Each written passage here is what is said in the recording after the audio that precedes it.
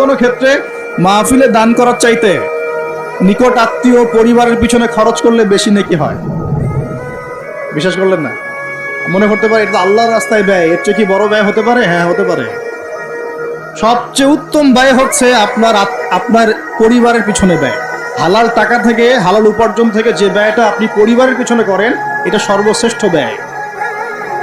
আর আত্মীয়দেরকে দান খয়রাত করলে বা তাদেরকে হাদিয়া দিলে দুইটা বেনিফিট।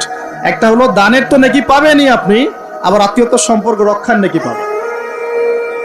যখন আল্লাহ পাক সমস্ত সৃষ্টি করলেন মহাবিশ্বের, আর বিশ্বাস করেন প্রত্যেকটা সৃষ্টির কিন্তু প্রাণ আছে, বিশ্বাস করেন না?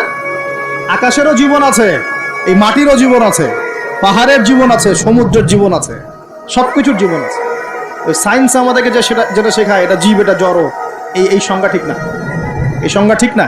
তখন আল্লাহ পাক বলছেন যে শোনো, তোমার ব্যাপারে আমার ফয়সালা এবং ওয়াদা হচ্ছে যে তোমাকে টিকিয়ে রাখবে, আমি তার ব্যাপারে খুব রহম হব, দয়ালু হব।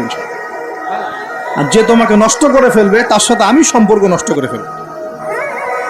আত্মীয়তার সম্পর্ক খুব ইম্পর্টেন্ট।